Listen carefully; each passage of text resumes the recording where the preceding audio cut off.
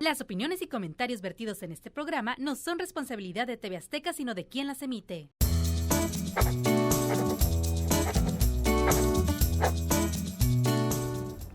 Hola, mi nombre es Alma Tucker, presidenta fundadora de Red Binacional de Corazones y de los refugios La Casa del Jardín. Tijuanense, amo nuestra región y quisiera que escucharas lo que hemos logrado hasta el día de hoy. Estamos hoy con Pepe Avelar y tenemos hoy una invitada que nos va a platicar de cosas maravillosas que se hacen en esta ciudad y además que no se imagina uno de repente que existen en una desgracia de las personas, pero además como hay corazones que pueden perfectamente resolver un montón de situaciones como las que Alma Tucker se ha dedicado en su vida.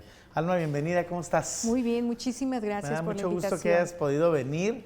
Oye, de repente uno se esconde ahorita en estas temporadas y trata uno de salir lo menos posible, pero también creo importante el compartir historias y bueno, tienes una historia muy, muy interesante que además involucra un tema familiar, que eso me encanta, pero vamos a empezar por tu trayectoria personal primero. Tú eres tijuanense, nacida aquí, de las pocas nacidas aquí, yo creo. Yo creo de las pocas, sí. Soy tijuanense y pues egresada de la Universidad CETIS, soy psicóloga clínica y orgullosa de nuestro estado. ¿Cómo fue tu niñez? Así, íbamos caminando a las canchas deportivas, a las amigas, caminaba inclusive de la escuela, de mi secundaria hasta el área del auditorio municipal. Algunas veces mis papás se quedaban trabajando horas extras y pues ahora caminar, ¿verdad? Ajá, sí, claro. Y pues con mucha libertad, gracias a Dios. Y fíjate que eso es algo que al final, pues ya no creo que vamos a poder recuperar en algún momento, pero también te da precisamente estas historias que de repente pues te cambian la vida porque las ciudades se vuelven inseguras, porque hay secuestros, porque hay cosas negativas que están pasando a los niños, a los jóvenes.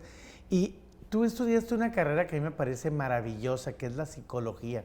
¿Por qué escogiste psicología? Bueno, ahorita que me hiciste recordar esos tiempos de mi niñez, de mi infancia, recuerdo que pues teníamos, no sé, 10, 12 años y nuestros padres nos inculcaban a hacer algo por la comunidad. Íbamos a las casas, a las puertas, mi hermana y yo recuerdo, y les pedíamos a los padres de familia que si nos permitían hacer una obra de comunidad, le llamábamos, porque éramos miembros de la YMCA. Entonces, ¿así? Sí, y entonces, pues venían los jovencitos, los niños más chicos que nosotros y hacíamos dibujo, hacíamos juegos y siempre estaban mis padres viendo cómo contribuíamos un poquito a la comunidad.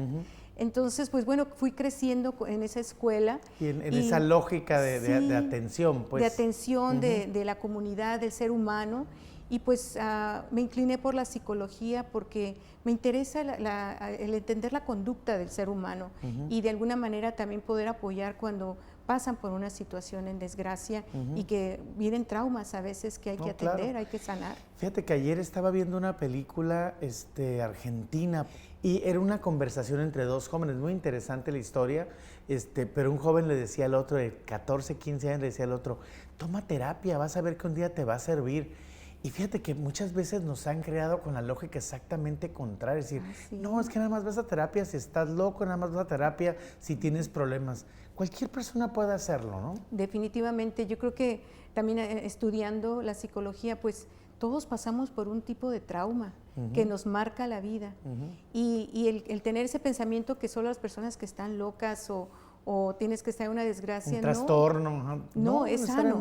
Es sano hablar con otra persona que no nos dé la suave nada más, que claro. Es como un espejo a veces donde al hablar nos escuchamos y vemos, eso no se oyó bien o por dónde le doy.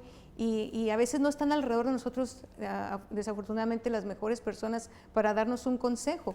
Entonces es sano ir a la terapia y nunca es tarde. Y aparte yo creo que hay una situación importante que me gustaría que andaras en ello, que tiene que ver, por ejemplo, el descubrimiento de las vocaciones de las personas. También. Creo que eso te ayuda mucho porque le pides a veces, digo, con todo respeto a tu papá, a tu mamá, que te dé información o que te dé un consejo y a lo mejor te lo va a dar de todo corazón, pero sin conocimiento. Así es. Y para eso sirven estas evaluaciones porque te marcan una un área, la social, no sé, las matemáticas, etcétera, y ya de ahí te puedes dar una pauta, porque cuántas veces pensamos o respondemos influenciables con alguien, mi papá es doctor y tengo que ser doctor, o mi papá o mi mamá es abogada, y no necesariamente. Entonces esos exámenes nos ayudan para eso. Ahora, ¿tú te dedicaste a la psicología clínica, a dar terapia? Recién egresada, sí, tuve la oportunidad de ejercer. Pero bueno, una vez que ya me casé e ingresé al Servicio Exterior Mexicano. A ver. ¿Cómo fue ese brinco? Sí, ¿verdad? Sí, bueno, tuve la oportunidad de conocer a Lawrence Tucker, ¿verdad? Y nos fuimos a vivir a los Estados Unidos, a San Diego, y ahí busqué la oportunidad de trabajar en el consulado mexicano en San Diego y entré a la carrera del Servicio Exterior Mexicano. Ah, mira qué interesante. Y por muchos años serví en el área de protección. Y sí, es muy padre porque estando en un país extranjero y poder representar a tu país, no tiene nombre, ¿verdad? Fíjate que es curioso porque, digo, finalmente el Servicio Exterior Mexicano tiene una red interesantísima en todo el mundo, pero especialmente en Estados Unidos. No sé si te recuerdas el número de consulados que tenemos en todo Estados Unidos, pueden de ser, no 35. Sé, unos 30, sí, por supuesto. Y están en las ciudades que mayor incidencia tienen. Así es. Y muchos tijuanenses a veces usamos el consulado de Estados Unidos en San Diego para ir a sacar nuestro pasaporte. Pero hay muchas más cosas que se hacen en el consulado. Platícanos, ahóndanos un poquito de eso. Sí, bueno, hay diferentes departamentos, existe el legal, y muchas veces un ciudadano mexicano que está en el extranjero puede ir y escribir su testamento, por ejemplo, o la doble nacionalidad. También está el área cultural, que están siempre promoviendo lo mejor de México en el exterior. El área de comunicación, de prensa, que también siempre están viendo que... Es una forma de canalizar lo que dice el gobierno mexicano, ¿no? Así es, y mantener también enterado al presidente de México de las noticias que están saliendo en el extranjero, ya sea de México o importantes a dar a conocer. Y el que más me apasiona, pues, protección, que está formado pues por abogados o psicólogos, y estamos ahí, o estábamos ahí, yo en lo personal, para atender a las personas que por alguna situación, al estar en los Estados Unidos, ya sea caen en desgracia o necesitan algún tipo de asistencia legal, migratorio, médica. A veces también regresar a las personas que fallecen en el extranjero a sus lugares de origen, y pues más que nada darles a conocer a los migrantes o a las personas que viven mexicanos en el exterior. O que visitan, ¿no? O que visitan, que no porque están en un país ajeno no tienen derechos, porque a veces es lo que piensan las personas que no tienen papeles, es que yo estoy aquí, no tengo derechos, y no, es verdad. Tienen derechos aunque estén sin documentos, y es de todo esto lo que se encarga el consulado. Ahora, duraste 12 años en esa actividad. ¿No es una carga muy fuerte que te lleguen todos los días problemas, complicaciones, desgracias, situaciones complicadas para la gente? ¿No es como una carga con la que vives permanentemente? Es difícil. Me ha ayudado mucho mi carrera, como psicóloga, y ahora sí que, pues sí, recibes mucho, pero también eso nos activa a buscar soluciones, y luego la satisfacción de ver resultados, ¿verdad? De darle la mano a una persona, a reencontrar familias, o alguien que está buscando a su pariente y a veces pues fallece o está en un hospital, y eso también te trae mucha satisfacción. Y sí, al llegar a la casa pues hay que colgar, ¿verdad? Toda esa carga. Sí, esa separación hasta aquí, ¿no? Sí, hasta aquí, para llegar a casa y pues dar lo mejor a nuestra familia. ¿Qué es lo que más te gustó de estar en el Servicio Exterior Mexicano? Bueno, muchísimas cosas, pero sí la posibilidad de poder ayudar a alguien en una situación vulnerable. Hubo un caso en particular que impactó mi vida, y fue justamente una niña de 14 años que la ingresaron por los cerros, los que conocemos como polleros. Los famosos polleros. Famosos polleros. Y a esta niña de 14 años, después de llevarla 1 o 2 días por los cerros, los padres habían pagado, ¿verdad?, para que hubiera la reunificación familiar. Con los padres allá en Estados Unidos. Estados Unidos, ajá. Y sin embargo, a medio camino le dijeron que sus padres no habían pagado el costo total, y ahora ella tenía que pagar con su cuerpo. Y estuvieron violándola en esas áreas. Ellos estaban obteniendo dinero porque quienes la violaban eran parte del grupo, y gracias a que fue rescatada, por un oficial de la Border Patrol, de la patrulla fronteriza. La niña fue trasladada a un hospital en San Diego, en el área de emergencias. Ahí se me habló, que era una de mis funciones. Fue lo primero que hice en la mañana, en cuanto se me habló, visitar a esta niña en la sala de emergencias. Y yo recuerdo, Pepe, ir caminando por ese pasillo y escuchar a una niña a grito abierto, mamá, mamá. Y en ese momento nadie hablaba español. Español, claro. Y inmediatamente pues supe a dónde tenía que ir, la tomé de la mano y yo le prometí que no le soltaría hasta no encontrar a su mamá. Y así fue, estuve todas las horas con ella, pasar horas difíciles, imagínate después de esa horrible experiencia, la pastilla de la mañana, el tener que testificar en contra de quien les hizo daño, ubicar a sus padres. Y yo ese momento, Pepe, yo me juré a mí misma que estuviera o no como una empleada diplomática o de servicio, buscaría la manera de estar ahí cuando una niña, un niño necesita de alguien. Ahora, ¿esa fue la razón por la que creaste la Red Binacional de Corazones? Entre otras, porque bueno, una vez que ya me retiré de esta función, como familia, teníamos la necesidad de devolver un poquito de lo mucho que habíamos recibido como hijos. Es que al final uno es privilegiado, ¿no? Oh, sí, y más cuando te das cuenta de todo esto. Y quisimos regresar un poquito y pensamos a abrir una asociación. Cuando dices quisimos, ¿te refieres a la familia en pleno, tus hijos y tú? Mi esposo y mis hijos. Tengo la fortuna de tener 2 hijos, Lawrence Esteban y Jonathan. El ¿Que día nacieron de hoy, ya en Estados Unidos? Ya en Estados Unidos, totalmente biculturales, ¿verdad? Su primera lengua fue español y ahora pues ya... Los regaños de mamá eran en español, y seguro. Y siguen siendo. Ellos saben muy bien de la chancla y el cucuy. Claro. Bueno, es un decir, ¿no? Pero bueno, entonces ellos también tenían esa formación, ¿verdad? Desde el consulado me acompañaban a ir a comunidades marginadas, a llevar regalitos a los niños en las Navidades, etcétera. Entonces, pues bueno, decidimos qué vamos a hacer para regresar. Yo me acuerdo que entonces nuestro pastor nos decía, ¿ustedes creen que son buen cristianos venir aquí cada domingo y sentarse y se van? Y no, todo lo que ustedes han recibido hay que dar a la comunidad. Dicen y más por ahí aún, que uno es religioso de banca, ¿no? Nomás para ir a sentarte una hora y ya está, ¿no? Así es, hay que ir, y más aún si vas al extranjero. Bueno, así decidimos, bueno, ¿qué vamos a hacer? Y con el conocimiento que yo tenía de tantos años de buscar servicio para víctimas, decidimos abrir una fundación. Quiero decirte que al principio pensábamos solo hacer prevención, porque es un tema pues muy pesadito, pero nos fuimos más allá. Lo dijiste de una manera muy light, muy ligerita, definitivamente. Es un tema muy pesado, estamos hablando de trata de personas, estamos hablando de abuso, de gente que está en posesión de poder y abusa de ese poder. Y sobre todo abusa con gente que en un momento no tiene forma de defenderse. Creo que es lo más complicado de todo, porque tú estás dedicado a niños, a niñas y a jóvenes adultos, ¿no? Así es, así es. Entonces, pues, por los primeros años hicimos mucha prevención, campañas, sabíamos, por mi experiencia, que había que hacer convenios con organizaciones internacionales como las Naciones Unidas, con el gobierno, con la comunidad, y poco a poco fuimos creciendo como red binacional de corazones. ¿Por qué? Porque hay que llegarle el corazón a las personas para sensibilizarse ante este tema. Hay mucho tabú en el tema de la trata de personas. Sí, no nos gusta hablar del tema porque es un tema difícil.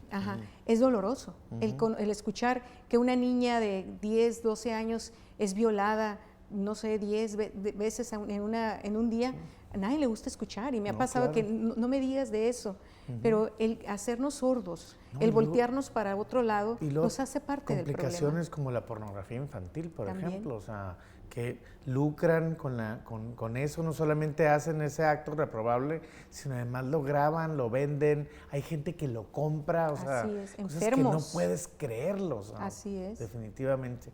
Ahora, tienes que tener una sensibilidad especial para ello, definitivamente. ¿Cómo se manejaba esto en familia, tus hijos, tú, tu marido? O sea, para adentrarse a estos problemas y seguir siendo una familia. Bueno, yo creo que ese paso lo dimos cuando abrimos los refugios, que se llama la Casa del Jardín. Y no porque tengamos grandes flores, ni muchas, sino que cada una de nuestras niñas, niños, es como una flor. que hay que amarla, hay que nutrirla, hay que educarla, y vemos cómo poco a poco van levantando la cabeza y sonriendo. Eso es lo que nos ha motivado mucho a que tratamos de que sea un ambiente de familia entre ellas. Ellas cuentan con psicólogas, con maestras, con cuidadoras las 24 horas, los 7 días de la semana, y pues poco a poco ellas vuelven a lograr la confianza. Quiero decirte que cuando llegan no nos tienen confianza. ¿Por qué? Claro. Porque quienes las defraudaron fue alguien muy cercano. Claro, adultos, gente que estaba a veces hasta de la misma familia, ¿no? Entonces, pues toma tiempo que nos confíen, pero ya una vez que se sienten en confianza, empezamos a ver cómo ellas empiezan a usar sus propios talentos. Algunas les gusta cantar, bailar, y el llegar al refugio, a los refugios, y oírlas que están haciendo lo que una niña, un niño debe de hacer, debería estar haciendo eso siempre. nos llena el corazón y nos motiva a seguir adelante. Ahora, debe ser muy complicado esta parte. Entiendo la parte de la prevención, entiendo la parte de que los niños se cuiden por sí mismos. Digo, tengo varios amigos que se dedican a temas relacionados con la parte de prevención, a veces de violencia, a veces de educación sexual, muchos temas en temas de prevención, pero la parte de tratar directamente a alguien que ha sufrido el problema debe ser un proceso muy largo y además un elemento que mucha gente no lo maneja, que debe ser muy costoso, porque estás hablando de tener niños viviendo, jóvenes viviendo en una casa, que hay que mantenerla, que hay que dar servicios, que además tienes que tener personal especializado para tratarlos. ¿Cómo le has hecho para tener 3 refugios? Porque tienes 3 refugios, ¿no? Diferentes dependiendo la edad y la categoría de las personas, ¿no? Así es. Ha sido difícil, sobre todo ahorita con la pandemia. Nosotros siempre pues tratábamos de ser creativos haciendo carreras, haciendo obras de teatro, una gala al año, todo eso ha parado. Inclusive hemos tenido que reducir en lugar de 3 casas a 2 casas, sí nos ha pegado. También con el nuevo gobierno los proyectos también han disminuido, los apoyos económicos. Los apoyos económicos. Sí, o sea, totalmente. Además de repente de una manera que no lo entiendes sinceramente. Sí. Entonces, pues sí ha sido muy difícil, sin embargo, pues Dios no nos deja abajo, no deja a sus niños.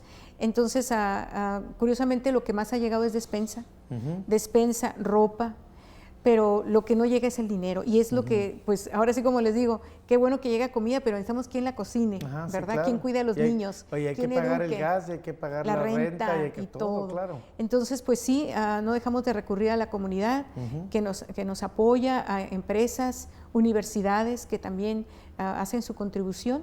Y pues por ahí tenemos en las redes sociales una manera muy práctica de aportar su donativo, ¿verdad? A nuestra página web también, y pues es lo Red que Binacional www.rbc.mx.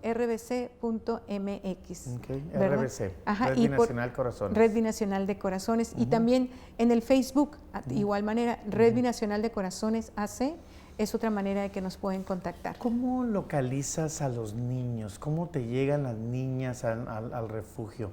¿Alguien en un todo determina que los va a mandar con ustedes? O sea, ¿cómo es ese proceso, identificación de alguien que ha sido vulnerado en su cuerpo?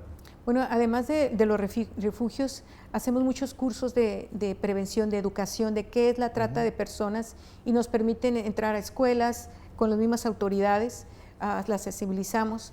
Y bueno, es cuando alguien detecta, por ejemplo, hubo un caso que me ha impactado también la vida, una maestra que había recibido uno de nuestros cursos, detectó una niña de 9 años en su salón de clases que ella presumía ser modelo. Y que a ella venía una persona de Estados Unidos, le traía la ropa, se cambiaba, la llevaban a hoteles, etcétera. Y ella me habló y me dijo: Alma, estoy muy preocupada porque esta niña actúa diferente, inclusive está muy sexualizada y solo tiene 9 años, pero tengo terror a denunciar por las repercusiones a la escuela, etcétera. Entonces yo le dije: no te preocupes, vamos a ir, voy a dar una plática como las que siempre hacemos y voy yo a detectar cuál niña. No teníamos ni 5 minutos hablando, imagínate, con sabías. Niños, y ya la niña, todas alrededor de ella la señalaron y dijeron: ella es modelo, porque parecía algo de glamour, ¿verdad? Lo que ella hacía. Y bueno, de ahí le pedimos que fuéramos a otro cuarto, otro salón de clases, donde ella habló un poquito más, bueno, mucho, y dijo, pero también mi hermana está en el otro salón y también a ella le toman fotos. Entonces, con esto te digo, personas nos hablan, personas que identifican situaciones, a veces nos confían a nosotros para hacer una denuncia. Nosotros tenemos convenio con las autoridades para hacer denuncias anónimas y ellos investigan, la autoridad investiga, en el caso rescata, si son menores de edad entran a DIF y después nosotros ya ofrecemos servicios. ¿Qué es lo que te iba a preguntar? Precisamente, esto es un trabajo de autoridad, según lo que yo veo. Así es. Pero tú eres una asociación civil. O sea, ¿le estás quitando chamba, cosas que deberían estar haciendo la autoridad realmente? Yo como lo veo es que les apoyamos en su trabajo. Y que ha sido siempre la postura de la sociedad civil, ¿verdad? Apoyar para que puedan hacer su trabajo, porque a veces no hay suficientes recursos. Por ejemplo, la ley para prevenir y sancionar la trata de personas marca que debería de existir un refugio en el estado de Baja California para víctimas de trata. Y no hay un refugio. Entonces nosotros que tenemos la experiencia como sociedad civil, lo abrimos, hicimos el convenio con las autoridades, entonces ellos nos hablan también. Alma, tengo una víctima, ¿nos apoyas? Claro que sí, y yo les reporto. Entonces, pero no te mandan dinero. No. No. Es que esa es la parte que yo nunca voy a entender. Para mí, el DIF estatal, el DIF municipal, los gobiernos en lo general deberían estar, perdón que lo diga de esta manera, yo fui el primero que me enojé cuando supe que quitaron todos los recursos a las asociaciones de la sociedad civil. No, es que se robaban mucho y no, perdóname, pero hay proyectos preciosos, finísimos, interesantísimos, revisables, auditables, que no tienen ningún problema. No, por supuesto que no, por supuesto que no. Ahora, el tema de una casa, estás hablando de que es un compromiso permanente, Alma. Así es. Entra un niño de 7, 8 años, 9 años, pues todavía te quedan otros 10 años, 9 años ahí, cuando menos hasta que sea adulto. ¿Por qué no lo vas a soltar a los 16? ¿Lo vas a soltar hasta los 18? Y a veces ni a los 18. De verdad. Porque tenemos un caso, por ejemplo, de una jovencita que llegó a los 16 y medio y a los 17 y medio vino y me tocó la puerta y me dijo, Alma, voy a cumplir 18 años y yo sé que me tengo que ir y estoy aterrorizada. Y le dije, ¿qué pasó? Es que mi papá me juró que si yo lo reportaba, me iba a buscar y me iba a matar. Y yo sé que me lo va a poder cumplir. En ese momento pues fue que movimos todo el consejo y demás para abrir la casa de transición para 18 a 24 porque está comprobado hasta los 24 años. Y como tú lo dijiste, estos daños son tan profundos, dejan tanta marca que toma tiempo para sanar. Psicológicamente está comprobado si una víctima es victimizada por 5 años, a veces toma el mismo número de años, pero no por arte de magia, necesita terapias, atención médica y demás. Entonces a esta jovencita... Y hay una terapia ocupacional y que se sienta útil en la sociedad y que estudie y que sienta que puede hacer otras cosas, ¿no? Así es.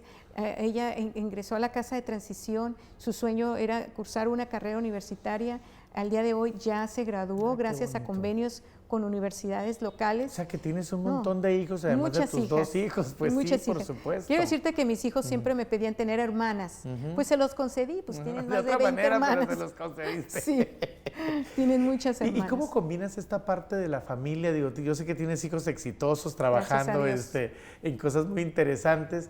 Esta parte de atender una fundación que pues no se gana dinero además, o sea, es una labor social. No lucrativa. No es lucrativa, la gente dice, claro, pues eres la directora, ¿cuánto te pagan? Pues cobras a veces y si hay, a veces ni eso, ¿no? Y a veces hay que sacar de lo que tengas tú de pensiones, para financiar cosas, me queda clarísimo. ¿Cómo se combina el llevar una familia? Porque además eres una persona que transmite muchísima tranquilidad, Alma. Gracias. Bueno, la ventaja que tuvimos es que todos éramos parte de, entonces que era un proyecto familiar. Entonces, pues ahora sí que ellos comprenden mis tiempos, me apoyan, porque a veces necesito tiempo de más, ¿verdad?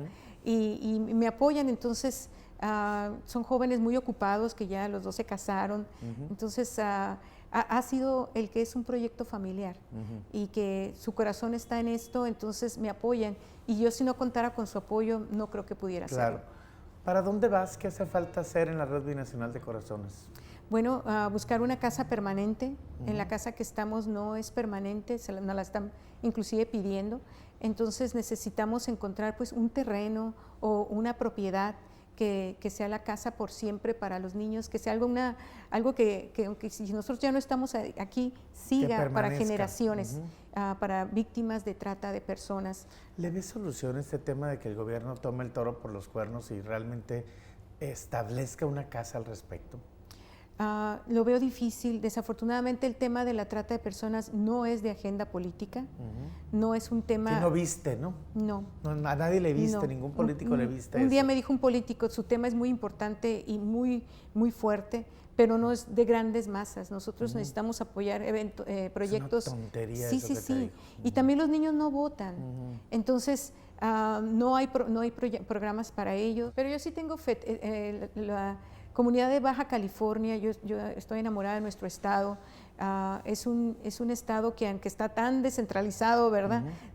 Que ha salido adelante casi solo porque tiene gente muy emprendedora, tiene gente de gran corazón. Es que la gente que viene a salir adelante. Así es, trabajadora. Llegas hasta acá porque vienes a salir adelante. Punto. Así es, trabajadora. Entonces, que nos eduquemos más, que nos abramos a este y tantos temas que lastiman a nuestra sociedad y nos eduquemos. No ignorándolo es como vamos a combatir la trata de personas, es todo lo contrario.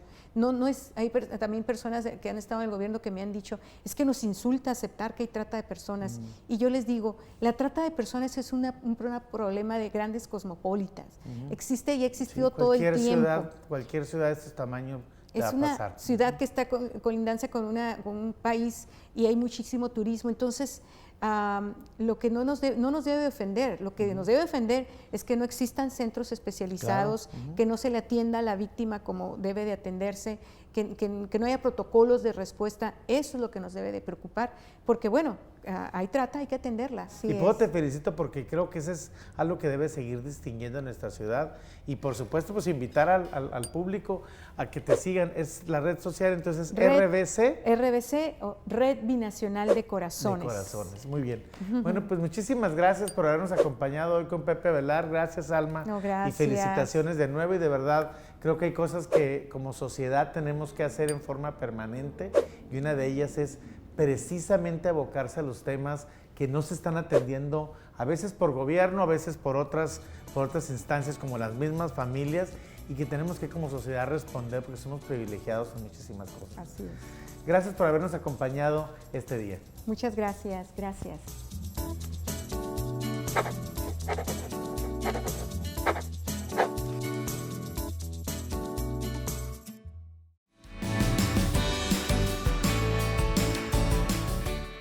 AMAS presentó